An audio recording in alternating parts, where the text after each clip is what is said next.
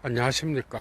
네 번째, 철학적 해석학의 역사, 가다머의 전통론적 해석, 이런 제목으로 한번 붙여봤습니다.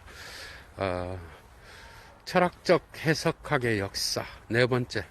이 시간은 사실은, 하이데거, 가다머, 리게르의 해석학의 특징들을 구별하는, 그런 것으로 맞춰져 있는데, 네 번째는 가다머 시간인데 40분 강좌죠.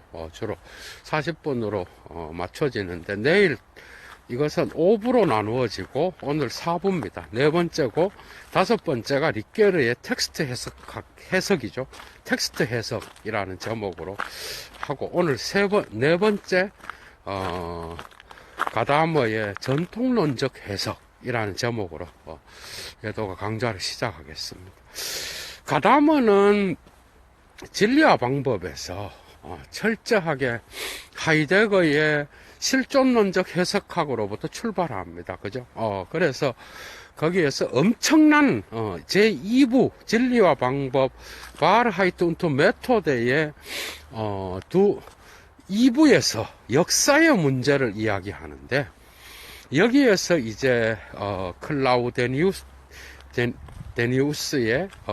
해석학, 스피노자의 해석학 이런 것들을 이야기하면서 텍스트의 주제가 중요하고 그래서 그 주제를 가르치는 데까지 나아갔는데 낭만주의 해석학의 출발점인 슐라이어마허에 이르러서 이제 비로소 주제보다는 저자의 의도로 가게 되었다. 이렇게 이야기를 한다고.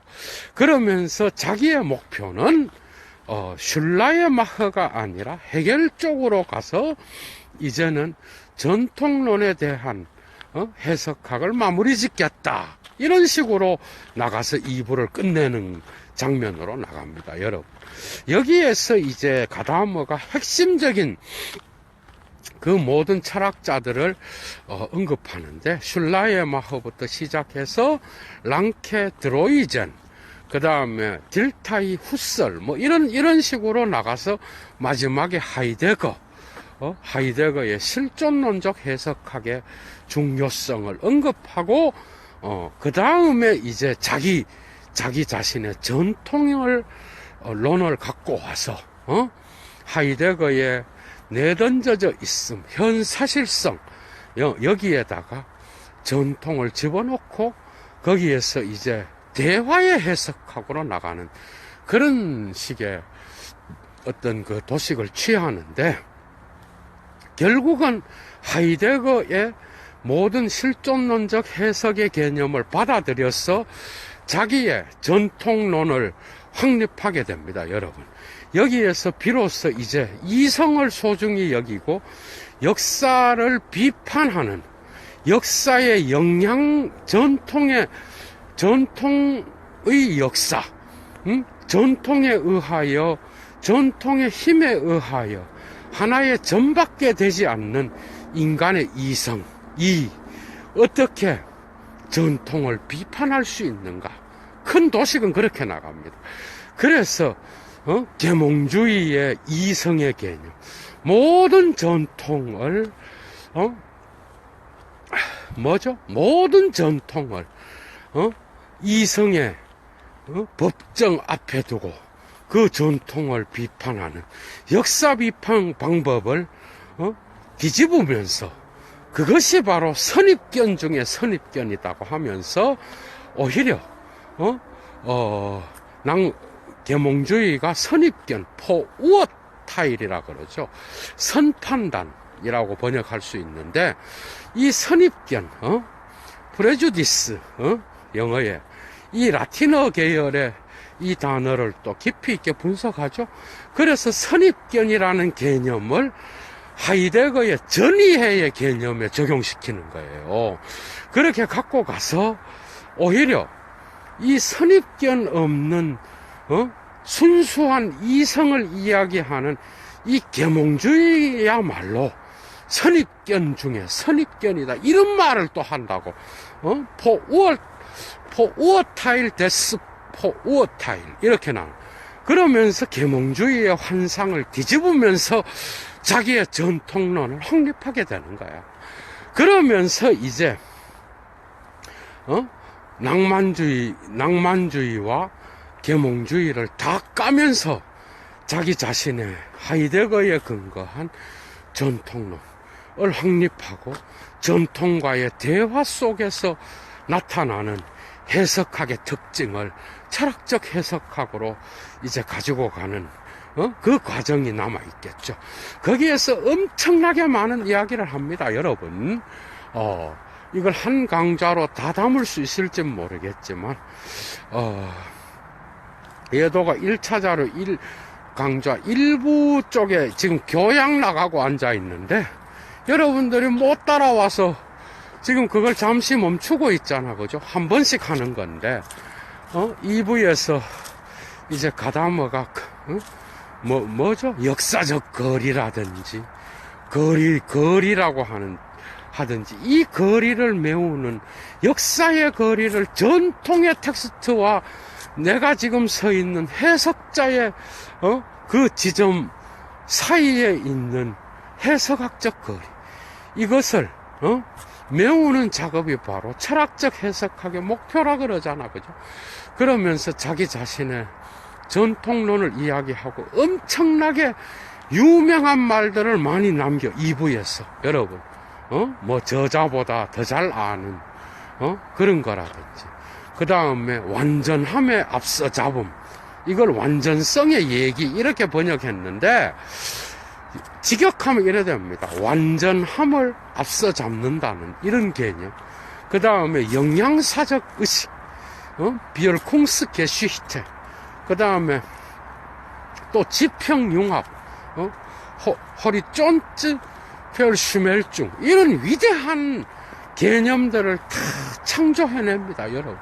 그러면서 헤겔의 종합의 개념을 받아들여서 아리스토텔레스의 또한 뭐죠? 니코마코스 윤리학에 나오는 실천적 지혜, 프로네시스를 아주 길게 언급하고, 그 다음에 또한 대화의 해석학을 이야기하는 게 바로 이 2부의 주제죠. 그죠? 3부는 이제 언어로 나가는데, 이 가다머가 여기에서 말하려고 하는 것은 뭐죠? 계몽주의의 이성이 전통을 자기의 비판 앞에 세우고, 계몽주의가 했던 그 모든 것들은 하나의 점에 불과하다. 왜냐하면 우리 인간은 이 전통의 거대한 물결 앞에서 그 전통에 기속되어 있음을 강조하면서 계몽주의가 했던 그 행위는 하나의 하나의 섬광에, 지나가는 섬광에 불과하다. 결국은 우리는 그 모든 비판은 전통의 기속성을 토대로 해서만 가능한 것이요, 그 전통의 힘에 비교해 볼 때 우리 인간은 인간의 어떤 현존재의 해석자의 위치는 하나의 점에 불과한 것이요, 이 해석 역시도 또 다른 전통의 어떤 물결 속으로 흡입될 수밖에 없는 그런 것이다. 그래서 거기서 뭐라고 하는가 하면, 완전함에 앞서 잡음. 뭐죠? 우리는 전통과 만날 때 전통이 완전하다는 것을 인정해야 된다는 거야. 여기에서 이제 데리다랑 한판 붙는데, 그렇게 독일어로 폴콤멘하이트가 완전함입니다. 이 완전성을 앞서 잡아야 되는 거예요. 그 이유는, 우리가 전통의 텍스트 해석으로 들어갈 때 우리는 모종의 기대감을 갖고 들어가는 거죠. 그죠? 모종의 기대감을 갖고 우리는 전통과 만나는 거예요. 그런데 이 전통과 만날 때 그 기대감은 언제나 전통이 완전하다는 것을 앞서 잡아야 가능하다는 거야. 그래야 해석학적 순환으로 들어가잖아요. 그래서 전통의 완전함을 인정하고, 그걸 바로 그가 또 고전 해석학, 고전적인 것을 이야기하면서 전통의 정당성을 이야기합니다. 그러니까 고전은 고대 시대의 하나의 예술의 양식으로 끝나는 게 아니라 그것은 지금까지 수천 년을 걸쳐 오면서 고전에 대한 그러한 힘은 지금도 여전히 시대적인 거리를 넘어서서 우리에게 역사적 영향을 미치고 있고, 그 고전은 우리의 역사 비판을 넘어서 끊임없이 무시간적으로 우리에게 힘을 미치고 작동시키고 있다라는 것. 거기에서 그 유명한 영양사적 의식을 이야기하는 거예요, 여러분. 그러니까 전통은 고전으로서 우리가 전통을 비판하는 것보다 더 강력한 힘으로 우리를 지배하고 우리에게 지금도 강력한 힘으로서 행사되고 있다라는 이 엄청난 개념을 이야기하는 거예요. 그래서 우리는 언제나 전통이 완전하다는 것, 그것을 갖고 우리는 전통의 해석학으로 들어가는 거예요. 이때 우리는 우리의 전이해를 갖고 들어가는데, 그 전이해는 텍스트를 읽음으로써 우리의 전이해는 변화될 수 있다는 거죠. 그래서 결국은 우리의 전이해는 전통의 텍스트와 만남으로써 우리의 전이해는 교정되고 수정될 수 있다는 거예요. 이게 바로 가다머의 보수주의적 특징을 강하게 드러낼 수 있는 그러한 특성이 나타난다고 할 수 있겠죠. 그죠? 그래서 전통이 완전한 형식을 갖추고 있고, 그 안에는 언제나 우리가 전통으로부터 배워야 한다라고 하는 그러한 겸손한 자세로 우리가 임했을 때에 우리는 그 해석으로부터 엄청난 결실을 맺을 수 있다라는 거예요. 그래서 해석학은 뭐로 구성되어 있어? 옛부터 세 가지입니다. 이해, 설명, 적용입니다, 여러분. 그래서 해석학의 목적은 결국은 적용과 관련되는데, 그 적용으로 올 때에 우리는 언제나 이해, 설명, 적용으로 온다는 거예요. 내일 내도가 말하겠지만 결국 가다머는 설명의 부분을 자기의 해석학의 목표로 삼지 않았어요. 그러니까 이게 거기에서 이야기한다니까 완전함의 앞서 잡음이라고 하는 제2부에서 이야기를 해요. 뭔 이야기를 하는가 하면, 그래서 나의 전이해가 잘못되었는지 아니면 전통의 어떤 텍스트가 잘못되었는지를 왜 구분할 수 있느냐. 그랬을 때 전통의 텍스트가 잘못되어서 그 텍스트 안에서 뭔가가 잘못된 게 나타나면 해석학적 순환은 멈추는 거예요, 여러분. 그런데 결국 이러한 문제는 전통이 완전하다는 것을 증명하기 위한 하나의 절차요 과정이다, 이러면서 넘어가 버려. 그러니까 가다머의 목표는 뭐예요? 결국은 이해에 있는 거지, 이 이해를 텍스트 자체가 문제가 됐을 때에 어떤 일이 발생하느냐에는 2차적 관심인 거예요. 결국 목표는 이해의 완전함. 여러분, 하이데거의 실존론적 이해로부터 자기의 철학적 해석학을 확립하고 있다는 것이 확실하게 드러나는 게 이 부분이라는 거예요. 그죠? 이 완전함. 내가 전통으로부터, 그럼 니체라고 뭐 어여나가겠어? 니체는 어여나가, 여러분. 그 전통은 비전통으로부터 나왔다는 거예요. 우리의 모든 미덕은, 비미덕으로부터 나왔고, 우리의 모든 진리는 비진로로부터 나왔다는 거거든. 그러니까 이 완전함을 얘기하는 것 자체가 불가능한 거예요.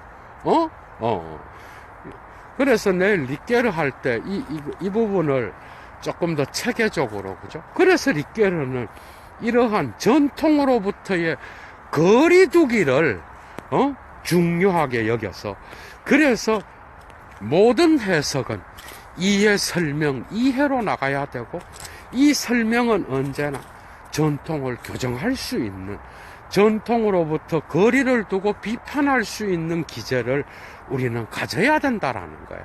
그래서 텍스트로부터의 거리두기, 그 거리두기가 또한 해석학에서 중요하다는 걸 리케르는 함께 이야기하는 겁니다, 여러분.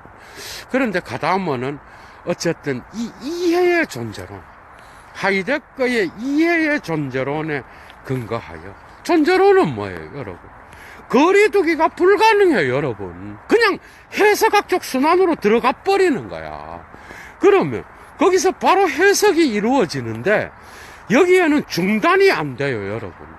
그래서 이 해석학적 순환의 가운데에 거리두기를 집어넣는 거야. 이건 물론 하버마스와의 논쟁을 통하여 나타나는 거기도 하지만 리케르는 이 거리두기가 해석학에서 매우 중요하고, 이 말은 주체가, 해석자의 주체가 텍스트가 만들어내는 진리 담론 못지않게 해석자의 주체부터 나오는 그 해석이 많은 변화를 일으킬 수 있다라는 걸 동시에 인정하는 거야, 리케르는요.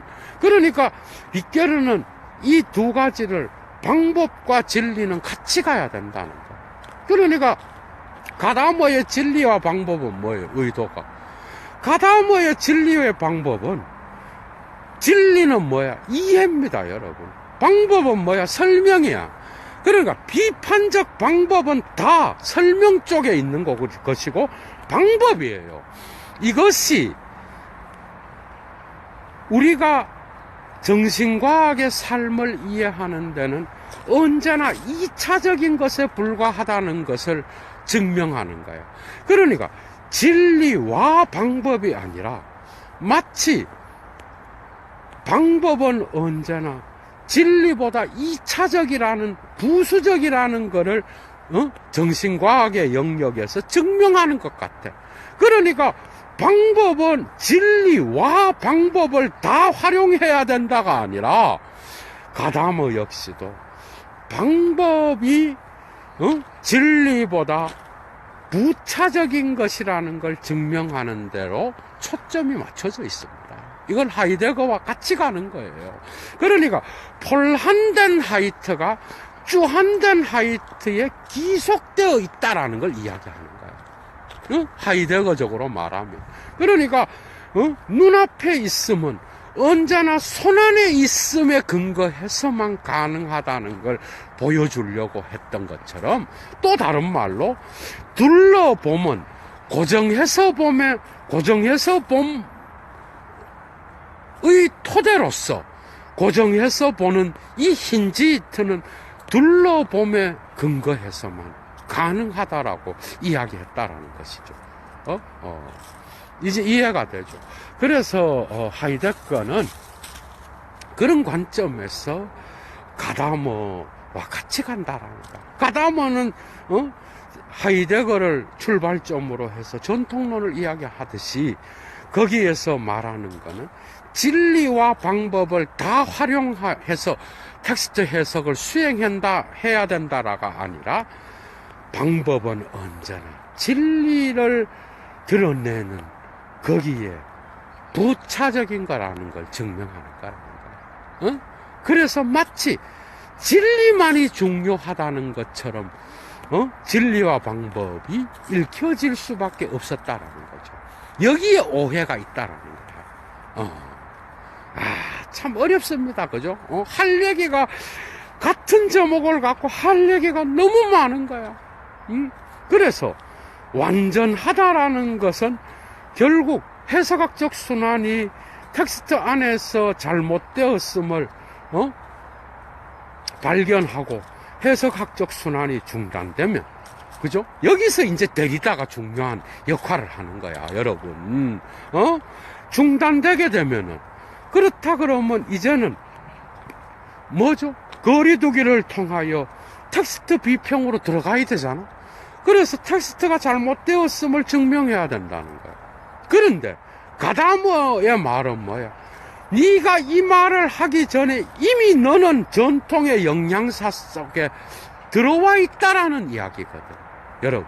그러니까 가다머의 관심은 이 영양사 속에 너의 비판이 속해 있기 때문에 이 영양사를 벗어날 수 없다라는 거야, 결국은.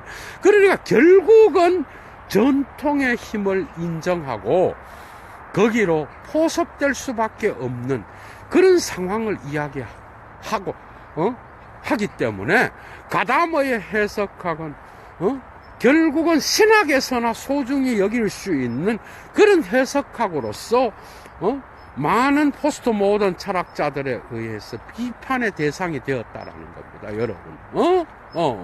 그래서 그 전통의 잘못을 이야기할 때는 맥을 못 주는 그런 해석학. 그래서 방법의 중요성도 함께 고려해야 되는데 결국 방법의 2차적 특징만을 강조하면서 자기의 책을 마무리하는 듯한, 그래서 결국은 존재론으로서 갈 수밖에 없었던.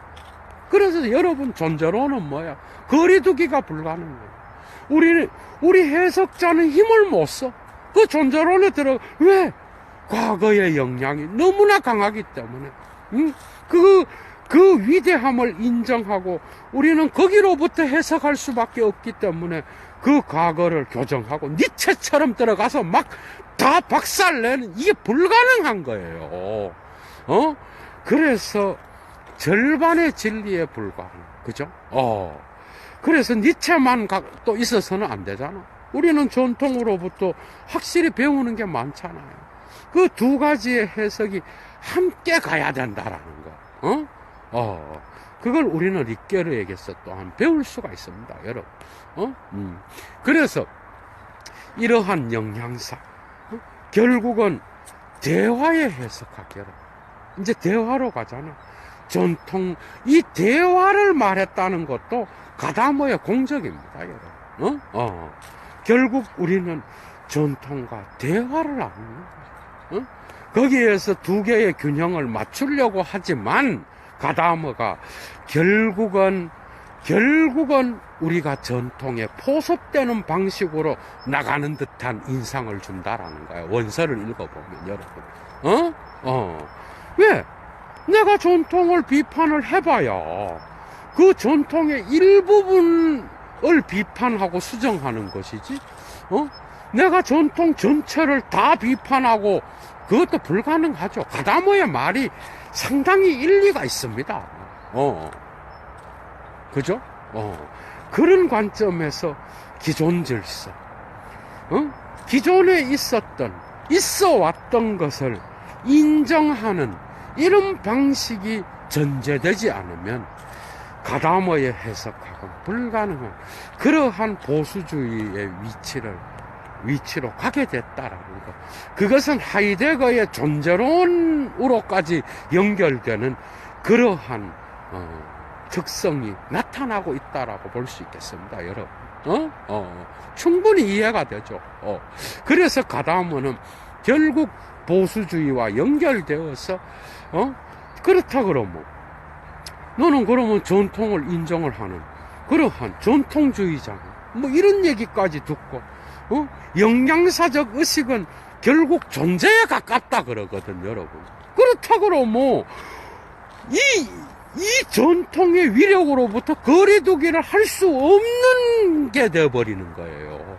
언제? 그러니까 전통이 다 맞는 게 아니잖아요, 여러분. 예를 들면 하버마스가 이야기하듯이, 예를 들면 여성의 역사만 봐도 서구에서 20세기 초반까지만 해도 여성들은 상당히 오늘날과 같은 지위를 못 누렸습니다, 여러분. 여성들뿐만 아니라 전통에 의해서 그 위력을 인정하기만 한다 그러면 오늘날 성소수자의 문제라든지 노예의 문제라든지 얼마나 많은 사회적 문제들이 그럼 전통의 영양사에 의하여 우리가 복종만 해야 되느냐 말이야. 어? 우리는 전통을 언제든지 거리두기를 통하여 우리가 전통의 뭐죠? 우리가 전통의 영향을 받는다라는 그것 역시 중요하지만 예도의 논문에 있습니다. 우리 선생이 엄청 웃었어요. 예도가 뭐라고 표현했는지 알아? 가다머의 용어를 안티비얼쿵스 게시틀리히라고 쓰지 않고 예도는 쭈릭이라는 단어를 붙였어. 창조적인 거죠. 쭈릭 비얼쿵스 게시틀리히라는 단어를 논문에 썼다고. 그러니까 거기에다가 코멘타르를 달기를 되게 인상적인 용어를 썼구나. 예도가 뭐야? 다시 말하면 전통이 나에게 미치는 영향, 그 비열쿵을 인정하기만 해서는 어떻게 역사가 일어나겠어? 물론 가다머의 그 해석학 안에도 이러한 전통을 수정할 수 있는 길이 있어요. 그런데 되게 보수적이야. 되게 답답해. 니체 같은 막 데리다 같이 막 이렇게 막 나가는 게 아니라고. 막 다 까발리고 이게 아니라고. 이게 불가능해요. 이게 존재론에 기속되어 있잖아. 그래서 이것만 있어서는 안 돼. 우리는 역으로 나의 주체의 관점에서, 나의 변화된 새로운 시대의 관점에서 내가 전통에 역으로 영향을 미칠 수 있는. 그래서 예도가 독일어로 쭈릭 비얼쿵스 게시틀리라는 단어를 썼어요. 야, 오늘 다 얘기를 하네. 그래서 우리는 우리의 해석학은 두 개의 힘, 닉게르를 재패러디한 거예요. 예도가 닉게르는 이런 말을 안 하거든. 그러니까 전통이 나에게 미치는 힘뿐만 아니라 내가 해석자가 역으로 전통을 거리두기를 통하여 전통에게 미치는 그 영향, 영양사 이렇게 번역할 수 있죠. 역으로 영향을 미칠 수 있는 영양사의 힘도 함께 고려해야만이 해석학이 제대로 된 해석학으로 갈 수 있는 것 아니냐. 이렇게 반문을 제기한 것이죠. 예도는 닉게르와는 다르게 철저하게 니체의 계보학적 영양사를 이야기했습니다. 여러분 논문에서. 그죠? 그런 것처럼 이러한 비판을 받을 수밖에 없는 그러한 위치에 있다라고 하는 거. 얼마나 보수적이에요. 전통의 텍스트가 완전하다는 걸 인정하고 기대감을 갖고 들어가야 된다. 그리고 전통이 말하는 것에 귀를 기울여야 된다. 개방성을 가져야 된다. 그런데 그 개방성은 언제나 더 큰 지평을 형성하고 나의 지평을 만나서 더 큰, 그래서 지금까지의 해석과는 다른 새로운 지평, 그래서 그 지평의 융합을 통하여 나의 해석이 또한 전통으로 수렴되면서 새로운 전통론으로 확립된다라고 하는 이러한 특징, 묘한 거죠, 여러분. 그래서 그 해겔의 그 종합은 더 큰 지평 안으로, 전통론 안으로 기속되는 그러한 특징을 갖고 있다. 그러나 가다머는 자기가 이 문제가 있다는 걸 알아요. 그래서 끊임없이 해석자의 지평과 전통의 지평의 균형을 맞추려고 그래. 서로 귀를 기울여야 된다 그러고 나와 너의 어떤 그러한 관계 이런 것들을 다 갖고 와서 오만 얘기를 다 해. 대화를 이야기할 때. 그런데 읽어보면 그게 그렇잖아요. 그런 양쪽으로 가는 힘이 결국은 전통의 힘을 인정하는 것으로부터 출발해야 되기 때문에 이 해석학은 또 다른 하버마스와의 논쟁, 데리다와의 논쟁을 통하여 데리다는 뭐라 그래? 해석학의 중요성은 해석 텍스트 자체에 문제가 생겨서 운유라든지 그러한 텍스트의 빈 공간에서 나타나는 그러한 의심이 일어날 때, 또한 텍스트가 잘못되었을 때, 또한 텍스트 안에서 모순이 일어날 때, 그 지점을 제대로 파악하고 그것을 비판적으로 재구성하는 게 바로 해석학에서 중요한 거 아니냐. 이래 나간다고, 데리다는 여러분. 그래서 그 완전함이라고 하는 폴 콘맨하이트를 데리다는 인정하지 않습니다, 여러분.